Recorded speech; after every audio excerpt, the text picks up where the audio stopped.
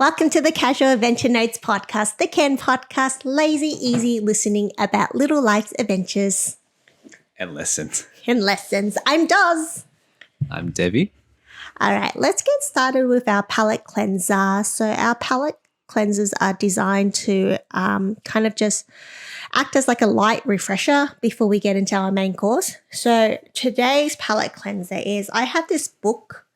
I actually have a few of these. It's 101 things I learned in, and then it's like a topic of a school. This one is 101 things I learned in psychology school. It is a series by, I think I pronounce his name Matthew Frederick. Mm-hmm. It's pretty cool. So all he does is he works with experts in the industries, and he takes like a high level snapshots of what you would learn in that industry or in that topic. So in this case, it's about psychology. So I assume he would work with a bunch of people who are, psychiatrists, psychologists, students, and take out like 101 like high level learnings from it. And the palette cleanser is, I'm going to get you, Devy, to pick a number between 1 and 101, and we're going to flip to that page and learn something new together. All right, what number? 76. All right, 76. So I'm just flipping through the page now. All right, 76. 76 says, oh, this is a long one. I don't even know if I can read it properly. The Asch conformity experiments. On the left-hand side, there's a visual, and all there is on the left-hand side, there's just one solid vertical line that says reference line.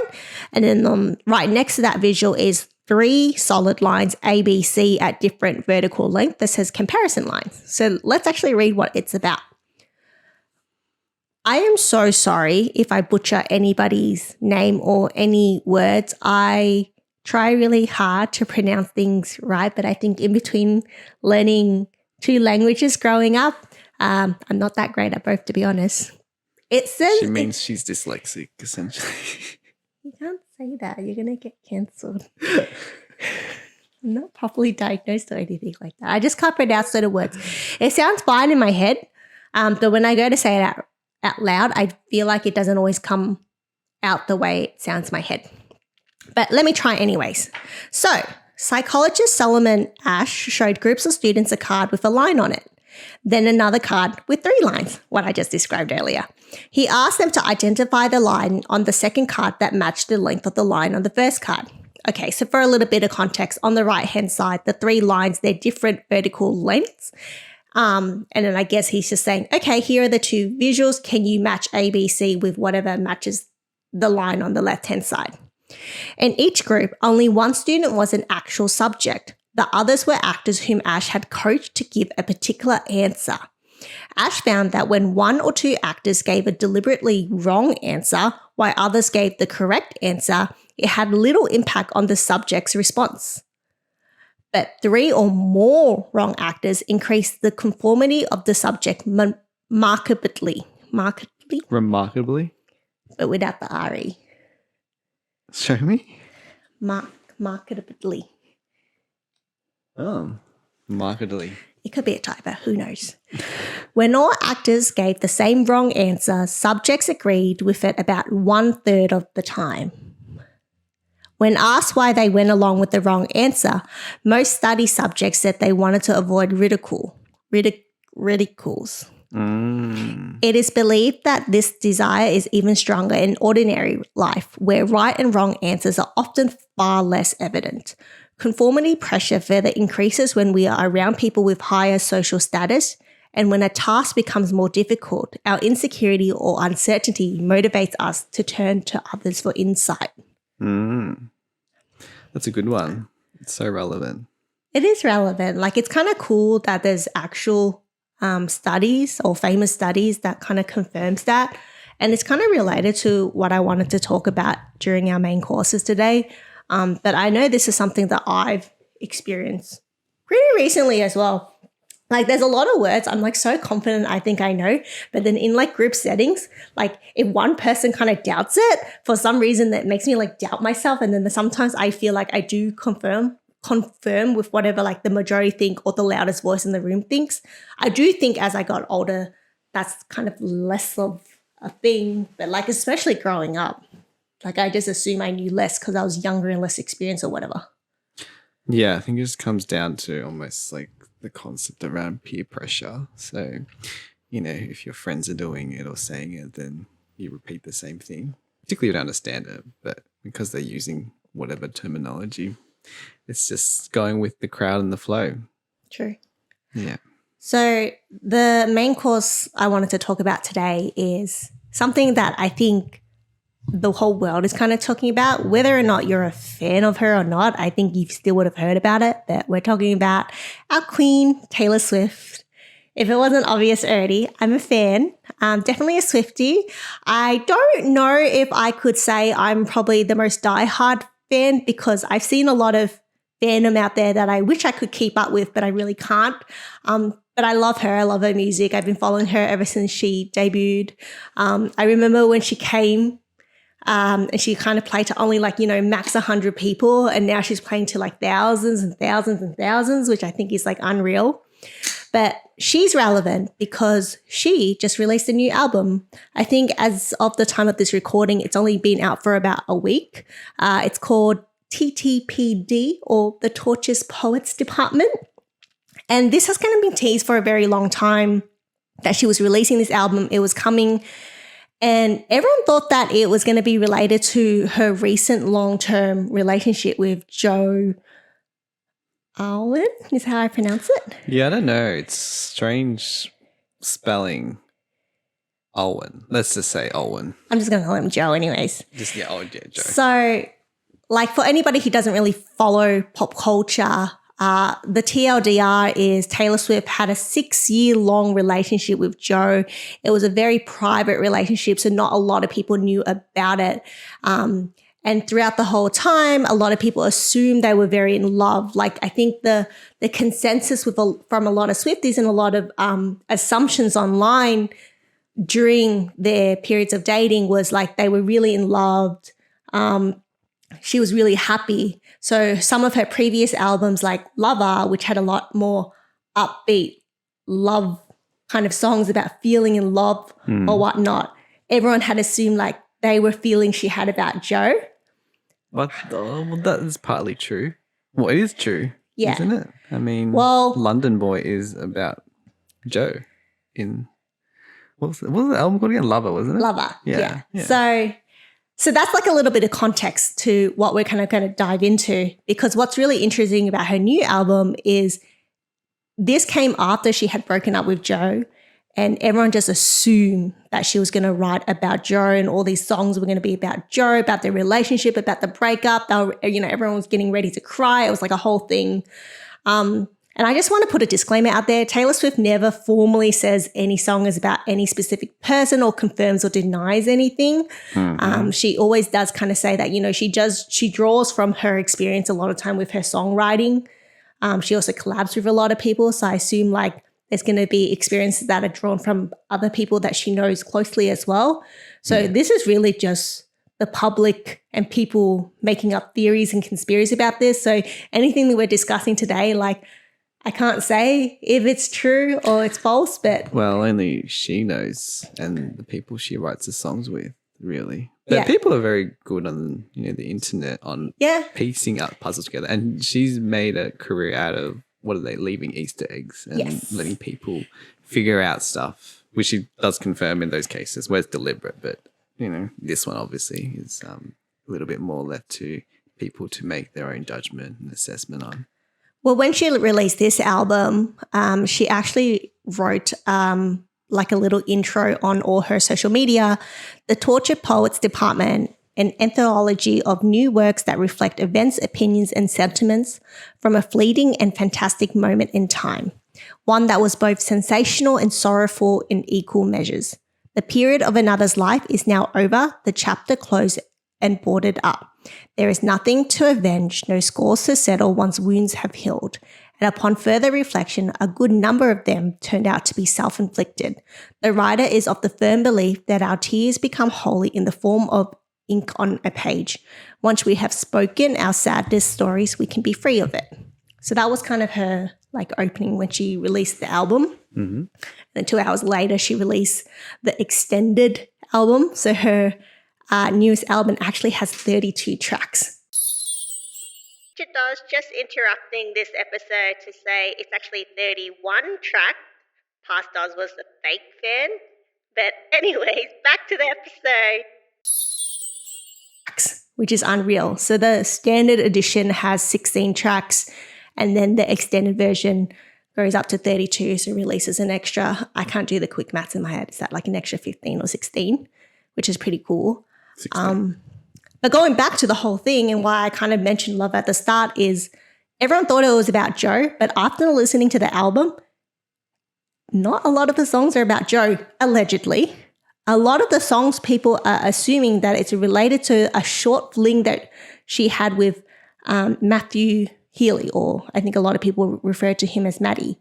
So he's another singer in a very popular band called 1975.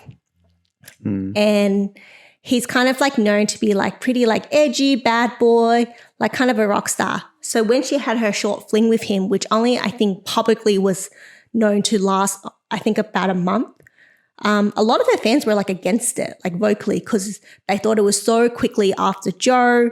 They thought that he wasn't her type. But ironically, like I think it was 10 years ago or something like that, there was alleged rumors about them dating anyways because they were wearing each other's like merch.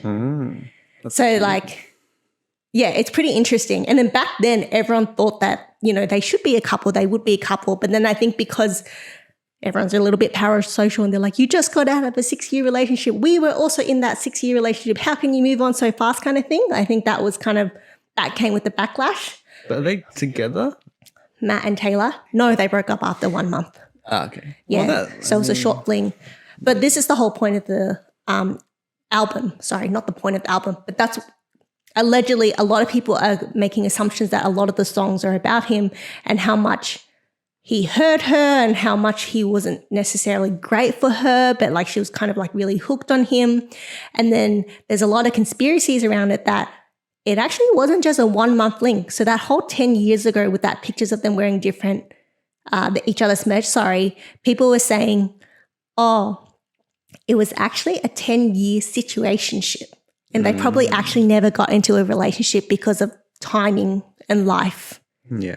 And everyone's like, that's why the album is so like insane, because she's not singing about a 1 month link. She's singing about a 10-year situationship, about someone probably for 10 years, she probably thought, what if, or maybe he's the one that got away. And then when the timings finally worked out and they tried, I guess based on the lyrics and based on fandom's theories, it wasn't what she always thought it was. And that's kind of what's so dramatic about it. Because there's like songs and they're about like one's called Down Bad. Or actually people are kind of arguing Down Bad could be either about Joe or Maddie, but it was about like just like being so in love with someone that, you know, it has to be them.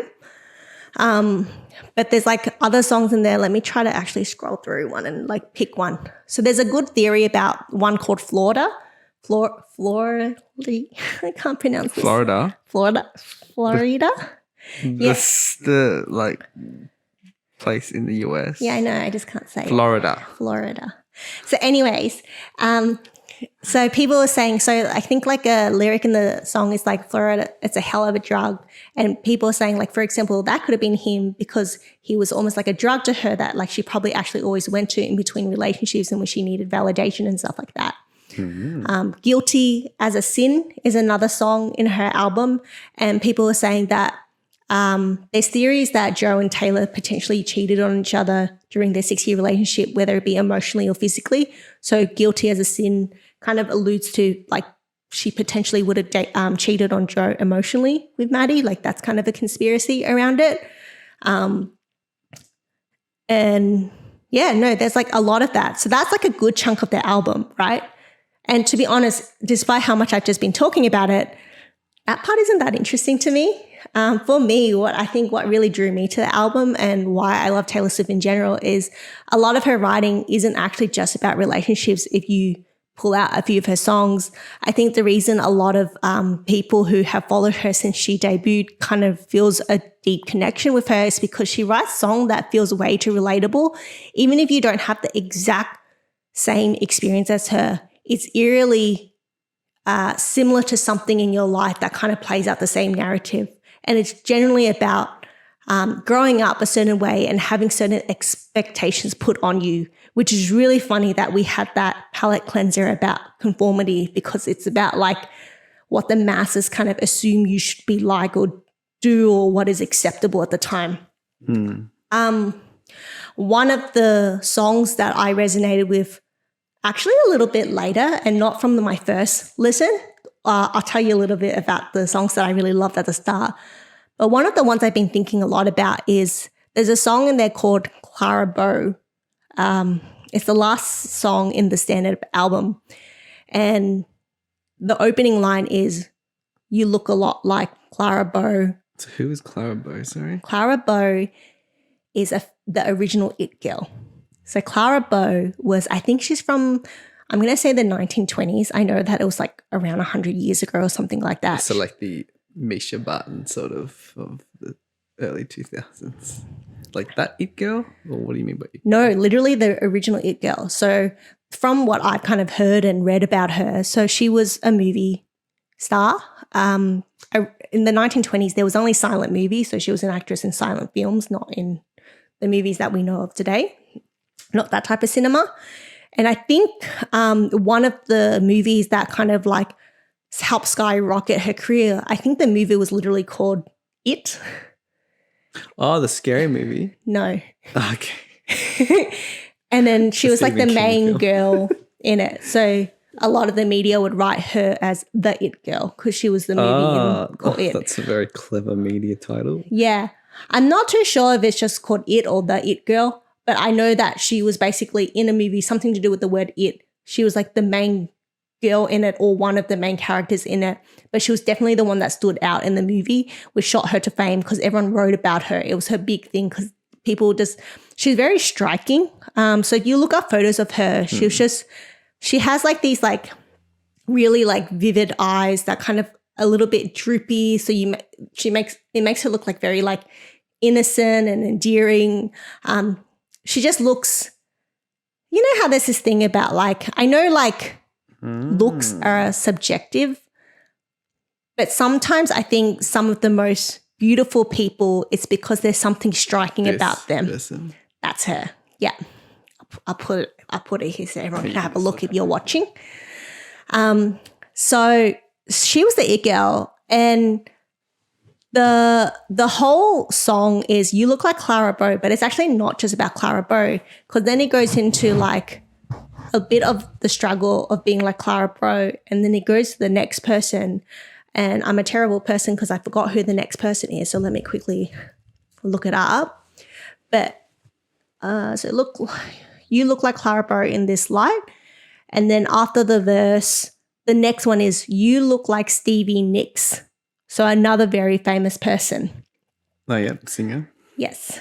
And Stevie Nicks, the theory behind it is Taylor Swift looks a lot like her with the big curly blonde hair. Yeah. And then towards the end of the song, it changes to "You look like Taylor Swift." She's referencing herself. Yes. But this is the thing. So Clara Bow's history was about how she was a movie star back then, and she's actually known for being quite controversial for her time. So, you know, she dated a lot of men. There was rumors that she had like 3 fiancés at one point. She like in the 1920s, it was really like provocative to like move in with someone before you got married. So she was living with her boyfriend. Yeah, literally. Like it's normal today, but back then, like she was basically that girl that was rebellious, not going with the norm of society. Exactly. Yeah. She wasn't conforming, but as a result, it really took a toll on her mental health. Or the judgment. Yeah, like she used to get so much hate. Like she wasn't allowed to do anything, even though, and she just couldn't follow the norm. And the 1920s, so there's not a lot back then to kind of like tell more about it. But the song is literally about how, you know, she was this amazing person, but she probably like went through a lot. And then when it goes to Stevie Nicks, like the next person, people go, you know, the lyrics reads, crowd goes wild at her fingertips, half moonshine, a full eclipse. I'm not trying to exaggerate, but I think I might die if I made it, die if I made it. No one in my small town thought I'd meet these suits in LA. They all want to say, okay, bad example, I'm reading and I realize it doesn't really say, but I'm just going to pivot. So Stevie Nicks also had her own issues, I guess, growing up. So I actually probably don't know much about Stevie Nicks in comparison to other people, but I kind of got the narrative after I kept listening to it, because then it goes to Taylor Swift and we're saying, oh, but now in Taylor Swift's generation, she also goes through her own problems. Like she has her own share of controversy, right? Like she was known as American Sweetheart when she first debuted, and then people started to slut shame her because she was dating a bunch of people and writing about her ex. Like, what? She's not allowed to like date people and for things not to work out and then to find someone else. Like there was a lot of judgment cast on her, and she would try to do things that were outside of the norm. So like the biggest one, it was about like not following the traditional Hollywood industry and the music industry, and her like with the streaming. Exactly. You know, like she does a lot of things that I guess is considered disruptive and progressive, maybe. Well, maybe. Progressive is the right word, but only in hindsight. Yeah. It's only after a while that everyone was like, wow, she's really set the new standard, which is great. But the toll on her would have been massive. And like it was evident because she would disappear for like, what, a year, 2 years? I thought that was always part of her marketing scheme. Like for example, what happened with Kim and Kanye, and then she deleted everything on her Instagram. And then like after a while, like Reputation just popped up, and then her and the snake became like a whole thing. I think that was her resilience. She wrote in the latest famous Time magazine, or interviewed, her interview with the latest Time magazine when she was it Person of the Year or something like that? Probably. There's like a whole thing in it about how she's like, that broke her. Like the Kim and Kanye thing, and how like everyone turned against her. She's like, she hit rock bottom and she's never been like mentally the worst place in her life. Like she almost didn't come back. And no one really knows how she did it, but she did. And it's like worked out for now, which is great for her. And I love that for her. I love that album though. I think that's one of the best albums, Reputation. I think it's when she stopped trying to play like that nice girl for America and realized that she could just like genuinely talk about her feelings and how. And I think this is kind of part of her appeal to a lot of people who grow up with her, because we go through life changing. We think we should be a certain way or say certain things or be a certain way. And then you follow the plan that life tells you to follow, and it doesn't always pay off. And then you learn how to kind of readjust your life and reprioritize what is truly important for you to live your best life. And I think her song and music and the lyrics she writes about, I think like you can kind of see it in every album if you like deep dive into it a little bit, right? Like it's sweet and nice at the start when she's young. It gets into like breakups for the first time. It gets into, you know, things not going her way, getting angry at the world, not getting along with everyone, Reputation.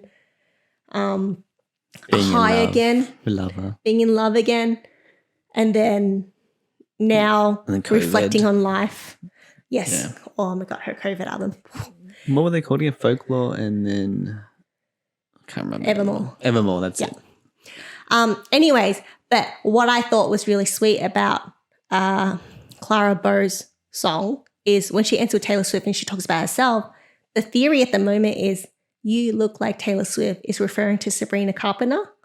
So she is famously known for being one of the main opening acts for the Eras tour. She's someone younger. She's an upcoming artist. I mean, she's been a slow burn though. Like she was a Disney star. I actually didn't know much about her until recently. I think she's Disney. I don't think she's Nickelodeon. Sabrina Carpenter. I'm sure she was like a child actress or singer. She was. American singer and actress. Started Disney. Yeah. So she's a Disney star. So she's been famous for acting, and then she got into singing. Like, she released all these albums through her contract with Disney. And, you know, she was famous for that point in time, but she's really reached this like big fandom breakthrough really recently. I think people are kind of pinning it down to her unique intros that she does for Nonsense every time. Oh, sorry, outros. Yeah. Yeah, so I think that's really blown up, and then people actually really appreciate that she's also like quite a lyricist. But people are saying, oh, this could be about Sabrina Carpenter because look at how she's already breaking boundaries. Like, it's already a new generations of what is acceptable. Like, she's a little bit, you know, tongue-in-cheek humor.